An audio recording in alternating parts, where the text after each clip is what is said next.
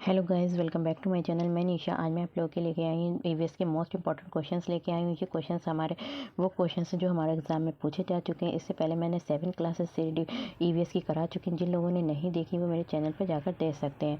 आपको इस पर सभी जो भी सीटेट का एग्जाम देने जा रहे हैं, पेपर फर्स्ट और पेपर सेकंड दोनों के PYQs कराया जा रहा है। और इसके साथ ही साथ आप लोगों की जो लोग भी चाहते हैं हिंदी की अच्छे से तैयारी करना चाहते हैं तो आदित्य पब्लिकेशन की बुक से आपको हिंदी पढ़ाई जा रही है। तो वो अभी आप लोग इस चैनल पे तैयारी कर सकते हैं, चाहे वो किसी भी कॉम्पिटिटिव एग्ज़ाम की तैयारी कर रहे हो। तो चलिए स्टार्ट करते हैं। तो क्वेश्चन नंबर हमारा 61 है। यहाँ पे कह रहे हैं कि निम्नलिखित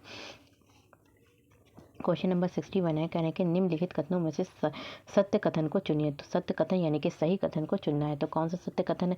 कह रहे हैं कि यहाँ पे देखिए 4 ऑप्शन दे रखे हैं। कौन कौन से दे रखे हैं कि हाथी गंदे गंदे गंदे नाले पानी में गंदेले पानी में खेलना पसंद करते हैं क्योंकि इससे इनके शरीर को क्या मिलती है? ठंडक मिलती है। दूसरा दे रखा है कि अधिकांश हाथी दिन में लगभग 10 घंटे आराम करना और सोना पसंद करते हैं। तीसरा दे रखा है 3 महीने के हाथी के बच्चे का वजन लगभग 200 किलोग्राम होता है। और चौथा आपके दे रखा है कि अधिकांश बड़े हाथी एक दिन में लगभग 100 किलोग्राम पत्ते झाड़ियाँ खा लेते हैं। तो इसमें से हमें सही कथन को चुनना है। तो सही कथन हमारा कौन कौन से हैं? देखिए सही कथन हमारा क्या है? हाथी गंदेले पानी में खेलना पसंद करते हैं, इससे क्या होता है? उनके शरीर को ठंडक मिलती है। तो ये बिल्कुल सही है। दूसरा दे रखा है कि अधिकांश हाथी दिन में लगभग 10 घंटे आराम करते हैं। तो यहाँ पे ये गलत है कि तो क्योंकि यहाँ पे ये हमारा जो आंसर है ये हमारा गलत है, रॉन्ग है। फिर तीसरा क्या दे रखा है? 3 महीने के हाथी के बच्चे का वजन लगभग 200 किलोग्राम होता है, बिल्कुल ठीक है। और चौथा हमारा दे रखा है कि अधिकांश बड़े हाथी एक दिन में लगभग 100 किलोग्राम पत्ते झाड़ियाँ खा लेते हैं।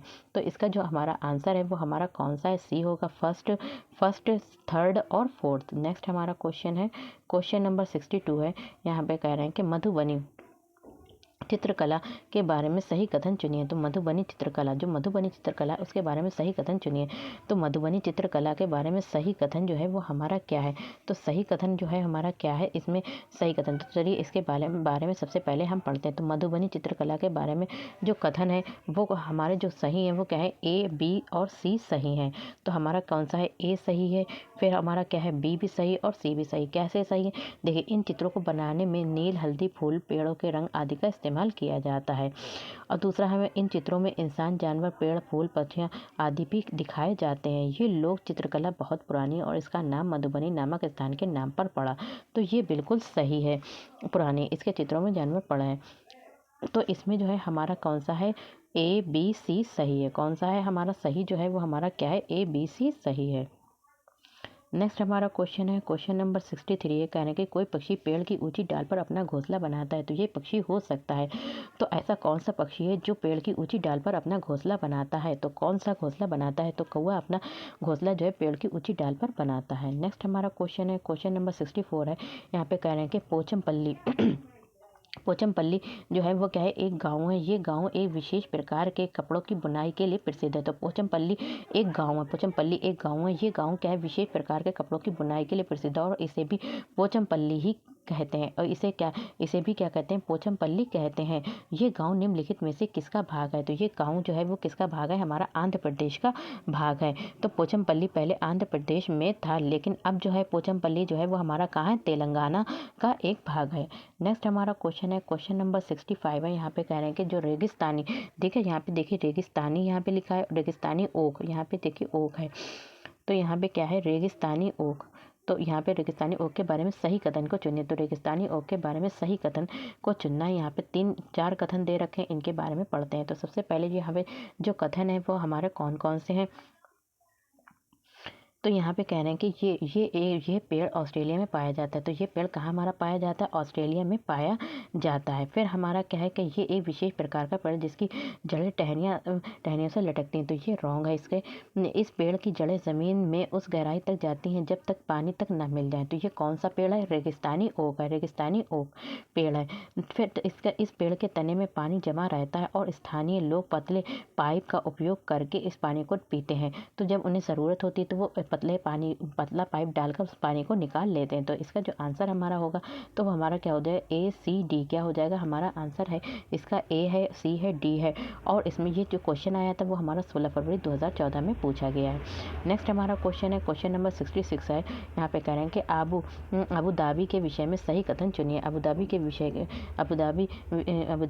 में सही कथन को चुनिए। तो अबू धाबी के विषय में सही कथन क्या है, तो हमारा क्या है सही कथन, तो ये हमारा जो सही कथन है वो हमारा क्या है, ABC है। क्या है हमारा, ये एक रेगिस्तानी इलाके में होता है। क्या है, अबू धाबी के विषय में, तो अबू धाबी क्या है, ये एक रेगिस्तानी इलाके में है। अबू धाबी में पानी पेट्रोल से महंगा, जो अबू धाबी वहाँ जो पानी है तो वो पेट्रोल से महंगा है। यहाँ की स्थानीय भाषा क्या है, अरबी है। अबू धाबी की मुद्रा रुपए को दिनार कहते हैं, तो ये रॉन्ग है। नेक्स्ट हमारा क्वेश्चन है जो, तो इसका जो आंसर है वो हमारा क्या है, ABC। तो हमारा क्या है, ABCD सही है। नेक्स्ट हमारा क्वेश्चन है 67 है कि कुछ जानवर रात में जागते हैं। ये जानवर हर चीज़ को जिन रंगों में देखते हैं वे हैं, तो वे क्या कहलाते हैं, काला और सफ़ेद काला और सफ़ेद कलर में देखते हैं। नेक्स्ट हमारा क्वेश्चन है, क्वेश्चन नंबर 68 है। नीचे चित्र 1 से 24 घंटे की घड़ी दिखाई गई है। तो यहाँ पे दिखाई गई, क्या दिखाई गई, नीचे चित्र 1 से, यहाँ पे चित्र 1 से जो है 24 घंटे तक की, चित्र 1 घंटे से में क्या गया, 24 घंटे की घड़ी दिखाई गई है। किसमें, 24 घंटे की घड़ी को दिखाया गया है। ठीक है, तथा चित्र सेकंड व चित्र 2:30 में जानवरों X और Y के सोने के समय को छायांकित भाग से दिखाया गया है। चित्र 1 व चित्र 3 में पहले और तीसरे में दिखाया गया है सोने के छायांकित भाग को दिखाया गया। X तथा Y के सोने के समय के बारे में सही कथन को चुनिए। तो यहाँ पे क्या लिखा है, यहाँ पे देखिए पढ़ते हैं। X 20 घंटे सोता है। यहाँ पे जो X है तो क्या है, यहाँ पे जानवर, तो X कहाँ से होता है, 20 घंटे सोता है। तो X जो है 20 घंटे सोता है, Y 18 घंटे सोता है। तो यहाँ पे जो हमारे घंटे दे रखे हैं, तो देखिए यहाँ पे घंटे दे रखे हैं। तो यहाँ पे क्या है, 6 घंटे, यहाँ से लेके 6 घंटे हो गए, फिर 12, फिर 18, फिर 24 घंटे हो गए। तो यहाँ पे दे रखा है तो X 20 घंटे सोता है। फिर दूसरा यहाँ पे दे रखा है 18, X 18 घंटे सोता है, जबकि Y 4 घंटे सोता है। तो X जो है 4 घंटे सोता है, X 4 घंटे सोता है, जबकि Y 18 घंटे सोता है। तो X क्या सोता है, तो यहाँ पे सही दे रखा है कि यहाँ पे सेकंड में दे रखा है X जो है वो 4 घंटे सोता है। तो यहाँ पे 2-2 घंटे दे रखे हैं, तो X 4 घंटे सोता है, जबकि Y जो है वो क्या घंटे सोता है, 18 घंटे सोता है। तो जहाँ पे टोटल अगर करते हैं तो ये बिल्कुल सही है। तो जो हमारा X है वो कितने घंटे सो रहा है, जहाँ पे जो X है वो 4 घंटे सो रहा है। देखिए 2 और 2 4 घंटे सो रहा है। और जो Y है वो हमारा कितने घंटे सो रहे हैं, 18 घंटे। तो 18 घंटे और 18 और 4 आपके जो हो जाएंगे तो वो 22 हो जाएंगे, और 2 और उसमें ऐड कर दें तो हमारे क्या हो जाते हैं, 24 हो जाते हैं। तो यहाँ पे जो X जो सो रहा है वो हमारे 4 घंटे सो रहा है, और Y 18 घंटे सो रहा है। आपके 2 बच चुके हैं यहाँ पर। तो हमारा आंसर C हो जाएगा। नेक्स्ट हमारा क्वेश्चन है, क्वेश्चन नंबर आपका 69 है। कह रहे हैं कि मृत सागर क्या है। तो मृत सागर जो है, मृत सागर क्या है, तो मृत सागर जो है वो एक ऐसा सागर जो सभी महासागरों व सागरों से ज़्यादा नमकीन है।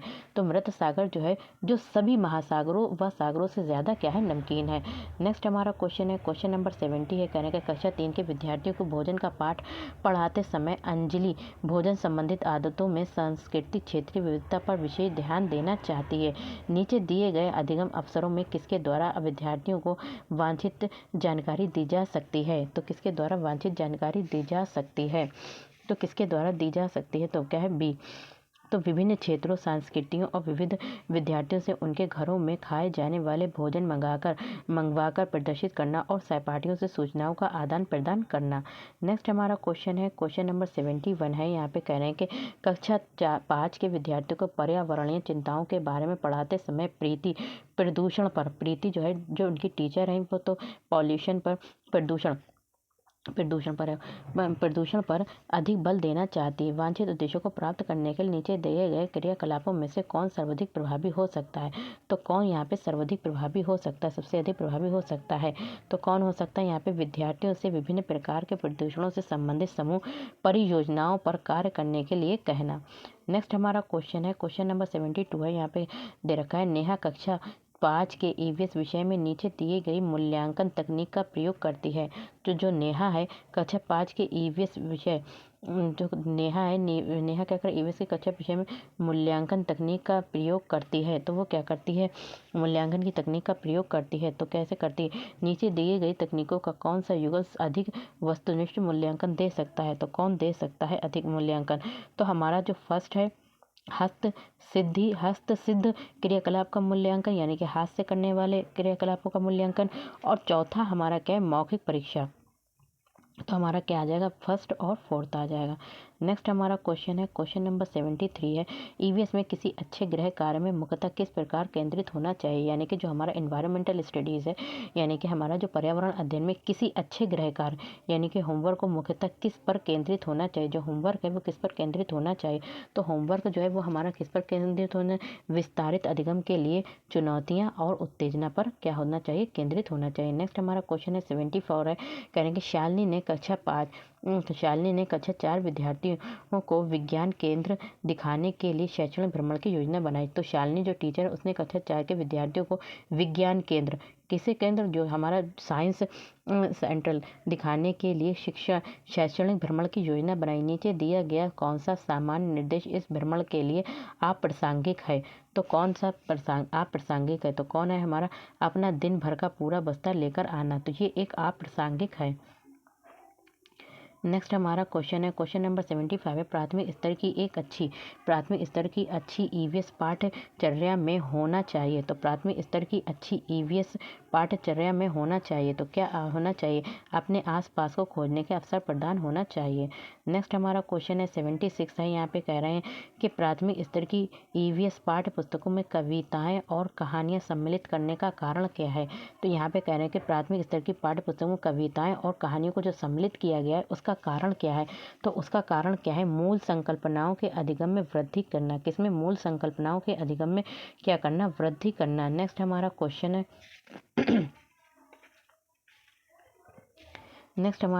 क्वेश्चन नंबर 77 है, यहाँ पे कहने के चार भावी शिक्षकों से कक्षा 4 के विद्यार्थियों के लिए मूल विषय यात्रा पर प्रस्तुतिकरण बनाने के लिए कहा गया है। तो 4 भावी शिक्षकों से क्या है, यहाँ पे 4 टीचर हैं, उनसे कक्षा 5 के विद्यार्थियों के लिए मूल विषय यानी कि यात्रा पर क्या करना, बनाने गए एक प्रेजेंटेशन को प्रस्तुत करने के लिए कहा गया। तो प्रत्येक ने निम्नलिखित नीतियों में से किसी एक पर मुख्य रूप से केंद्रित किया। तो कैसे किया, यहाँ पे जो केंद्रित किया है तो वो किसे केंद्रित किया है।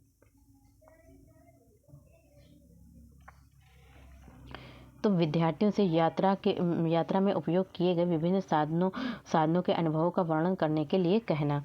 नेक्स्ट हमारा क्वेश्चन है, क्वेश्चन नंबर 78 है, कक्षा 5 की ईवीएस की पाठ्य पुस्तक के किसी पाठ में सोचिए और चर्चा कीजिए। तो यहाँ पे क्या है, कक्षा 5 की ईवीएस की पाठ्य पुस्तक के किसी पाठ में सोचिए और चर्चा कीजिए। भाग में नीचे दिया गया कथन लिखा गया, यदि आपके गाँव अथवा शहर में एक सप्ताह तक पेट्रोल अथवा डीजल ना हो तो क्या होगा। तो इस कथन का मुख्य उद्देश्य है, तो क्या होगा, तो वास्तविक जीवन की चिंताओं को समझने। तो यहाँ पर क्या होगा, वास्तविक जीवन, जो वास्तविक जीवन है, रियल लाइफ है, उनकी चिंताओं को समझने हेतु कल्पना और सोचने विचारने की कुशलता को बढ़ावा मिलेगा इससे। नेक्स्ट हमारा क्वेश्चन है 79 है, कह रहे हैं कि ईवीएस की पढ़ाई में कक्षा में प्रश्नोत्तर। तो ईवीएस की पढ़ाई में जो कक्षा में जो प्रश्नोत्तर पूछे जाते हैं, प्रश्नोत्तर तकनीक का सबसे अच्छा उपयोग किसके लिए किया जा सकता है। तो किसके लिए उपयोग किया जा सकता है, शिक्षार्थियों में सीखने की जिज्ञासा उत्पन्न करने के लिए। नेक्स्ट हमारा क्वेश्चन है, क्वेश्चन नंबर 80 है, यहाँ पे प्राथमिक स्तर पर ईवीएस की पढ़ाई का प्रमुख उद्देश्य क्या है। प्राथमिक स्तर जो ईवीएस पढ़ाई जा रही है उसका मुख्य प्रमुख उद्देश्य क्या है। तो बच्चों को जो ईवीएस पढ़ाई उसका मुख्य उद्देश्य कक्षा की पढ़ाई को शिक्षार्थियों के विद्यालय के बाहर के जीवन से संबंधित करने में सहायता करना है। नेक्स्ट हमारा क्वेश्चन है 81 है, प्राथमिक स्तर वृक्षों के संरक्षण की संकल्पना के बारे में विद्यार्थियों को संवेदनशील बनाने के लिए नीचे दिया गया कौन सा क्रियाकलाप उपयुक्त नहीं है। तो कौन सा ऐसा क्रियाकलाप है जो उपयुक्त नहीं है। तो कौन सा उपयुक्त नहीं है, तो हमारा कौन सा उपयुक्त नहीं है, बच्चों को लकड़ी के लट्ठों का भंडार दिखाना। बच्चों को लकड़ी के लट्ठों का भंडार दिखाना ये क्या है, वो उपयुक्त नहीं है। नेक्स्ट हमारा क्वेश्चन है, क्वेश्चन नंबर 82 है, कह रहे हैं कि ईवीएस की कक्षा में जल का पाठ पढ़ाते समय अंजलि ने कक्षा में जल की विभिन्न स्रोतों और जल को संरक्षित करने के लिए व्यक्तिगत क्रियाओं पर रोल प्ले आयोजित किया। तो ईवीएस की कक्षा में, यानी कि ईवीएस की जो क्लासरूम, उसमें जो जल का पाठ, ईवीएस की कक्षा में जो है जल का पाठ पढ़ाते समय जो अंजलि टीचर ने अपनी कक्षा में जल के विभिन्न स्रोत, जल के अलग अलग स्रोत होते हैं कि जल हमें कहाँ से प्राप्त होता है। देखिए, ज़मीन से भी प्राप्त होता है, नदियों से प्राप्त होता है, कुओं से प्राप्त होता है। तो जल के विभिन्न स्रोतों और जल को संरक्षित करने के लिए व्यक्तिगत क्रियाओं पर रोल प्ले आयोजित किया, वहाँ पे एक्टिविटी कराई। तो इस क्रियाकलाप का मुख्य उद्देश्य क्या है? तो क्या है? अधिगम की प्रक्रिया में विद्यार्थियों का सक्रिय भाग लेना सुनिश्चित करना। नेक्स्ट हमारा क्वेश्चन है, क्वेश्चन नंबर 83 है। करें प्राथमिक स्तर पर ईवीएस की पाठ्यचर्या को शुद्ध विज्ञान और सामाजिक विज्ञान की संकल्पनाओं को सम्मिलित करके विकसित किया गया है।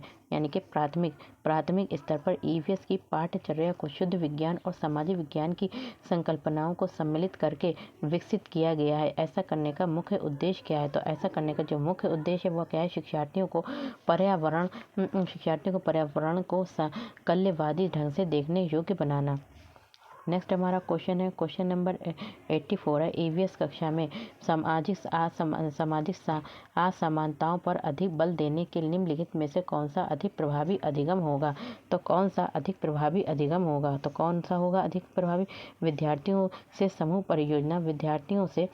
परियोजनाओं का भार अपने ऊपर लेने के लिए कहना। नेक्स्ट हमारा क्वेश्चन है, क्वेश्चन नंबर 85 है। पसंद नापसंद के बारे में चर्चा करते समय किसी छात्र ने कहा, मुझे और मेरी माँ दोनों को सांप खाना बहुत पसंद है। जब भी हमारे सांप खाने की इच्छा होती है, हमारे पास के किसी होटल में जाकर लिंग हू फैन खाते हैं। तो ये छात्र कहाँ से हो सकता है? तो लिंग हू फैन खाते हैं तो ये छात्र जो है वो कहाँ का है? हांगकांग का है। कहाँ का है? हांगकांग का है। नेक्स्ट हमारा क्वेश्चन है, क्वेश्चन नंबर 86 है। ब्रेल लिपि के बारे में नीचे दिए गए कथन का अध्ययन कीजिए। तो ब्रेल लिपि है, तो ये क्या है? ब्रेल लिपि के बारे में। तो ब्रेल को मोटे कागज पर बिंदु यानी उभरे बिंदु बनाकर लिखा जाता है। ये लिपि 8 बिंदुओं पर आधारित होती है। तो ये गलत है, क्योंकि ब्रेल बिंदु जो होती है वो ये लिपि जो होती है 6 बिंदुओं पर आधारित होती है। तो ये हमारा रॉन्ग है। क्या है हमारा? ये रॉन्ग है। बिंदुओं की पंक्तियाँ किसी नुकीले औजार से बनाई जाती हैं। तो ये भी आपका क्या है? राइट है। फिर आपका आता है, इसे उभरे बिंदुओं पर हाथ फेरकर पढ़ा जाता है। ये भी आपका राइट है। तो पहला, तीसरा और चौथा क्या है हमारा? पहला, तीसरा, चौथा। तो हमारा कौन सा कथन सही है? ए कथन सही है। नेक्स्ट हमारा क्वेश्चन है, क्वेश्चन नंबर 87 है। यहाँ पे निम्नलिखित में से सही कथन चुनिए। तो निम्नलिखित में से सही कथन चुनिए। सही कथन कौन सा है? जिन जानवरों से, तो निम्नलिखित में से सही कथन चुनिए। कौन सा सही कथन है? तो जिन जानवरों से बाहरी कान व शरीर पर बाल होते हैं वे बच्चे देते हैं।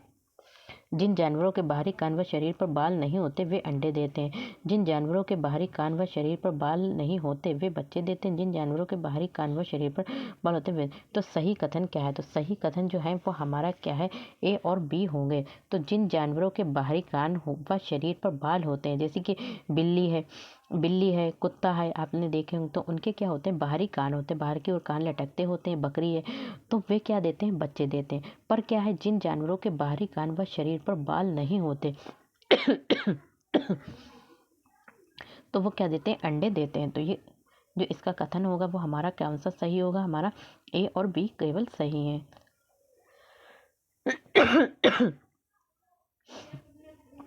नेक्स्ट हमारा क्वेश्चन है, क्वेश्चन नंबर 88 है। कह रहे कि मधुमक्खी पालन के विषय में सही कथन चुनिए। तो क्वेश्चन नंबर हमारा क्या है? 88 है। कह रहे हैं कि मधुमक्खी पालन के विषय में सही कथन चुनिए। तो मधुमक्खी पालन के विषय में सही कथन क्या है? तो हमारा जो सही कथन है वो हमारा क्या है? तो हमारा कह रहे हैं कि मधुमक्खी पालन का जो समय होता है वो जनवरी से होता है। तो ये बिल्कुल रॉन्ग है। नेक्स्ट हमारा क्या है? लीची के फूल मधुमक्खियों को लुभाते हैं। ये बिल्कुल सही है, ये रॉन्ग है। मधुमक्खी पालन और उनके द्वारा उत्पादित शहद का भंडार करने के लिए बक्सों की आवश्यकता होती है। तो बिल्कुल सही है। और फोर्थ हमारा है, मधुमक्खियों के लिए मीठा घोल बनाने के लिए चीनी खरीदी जाती है। तो यहाँ पे क्या है कि कह रहे हैं कि किसी छात्र ने अहमदाबाद से नागरकोइल की यात्रा के बारे में अपनी डायरी में नीचे दी गई जानकारी नोट की। तो यहाँ पे डेट पड़ी हुई है, ठीक है। दिनांक क्या है 10/2/2014, 10/12/2014। स्टेशन के नाम दे रखे हैं, यहाँ पे पहुँचने का समय, स्टेशन छोड़ने का समय और गांधी धाम से दूरी किलोमीटर दे रखी है। ये सब चीज़ें एक टेबल जानकारी नोट की। तो ये सब उसने जानकारी नोट की। उपयुक्त जानकारी के आधार पर नीचे दिए गए निष्कर्ष निकाले। तो क्या नीचे अहमदाबाद से नागरकोइल की जो दूरी है वो 2348 किलोमीटर है। इस दूरी पर रेलगाड़ी 40 घंटे 55 मिनट में तय करती है। इस दूरी को रेलगाड़ी 28 घंटे 55 मिनट में तय करती है। रेलगाड़ी की औसत चाल लगभग 80 किलोमीटर प्रति घंटा है। तो ये सब चीज़ें दे रखी हैं। तो कह रहे हैं कि उपयुक्त जो जानकारी के आधार पर नीचे दिए गए निष्कर्ष निकाले गए हैं। तो कौन कौन से निष्कर्ष निकाले गए हैं, तो कौन सा सही है इसमें हमारा जो है वो केवल ए और बी सही है। क्या है हमारे जो निष्कर्ष निकाले गए हैं तो वो कौन से केवल ए और बी क्या है हमारा सही है। कौन सा, अहमदाबाद से नागरकोइल की दूरी जो है वो क्या है 2300 कितनी है 2348 किलोमीटर है। दूसरी क्या है, इस दूरी पर रेलगाड़ी 40 घंटे 55 मिनट में तय करती है। तो इसमें जो है 2 ठीक हैं। नेक्स्ट हमारा क्वेश्चन है, क्वेश्चन नंबर 90 है और लास्ट क्वेश्चन, नीचे दी गई कौन कौन सी जानकारी एक आरक्षित रेल टिकट से प्राप्त की जा सकती है। तो कह रहे हैं कि जानकारी आरक्षित रेल टिकट से क्या करी जाती है, प्राप्त की जा सकती है। एक रेल टिकट से क्या क्या जानकारी प्राप्त की जाती है।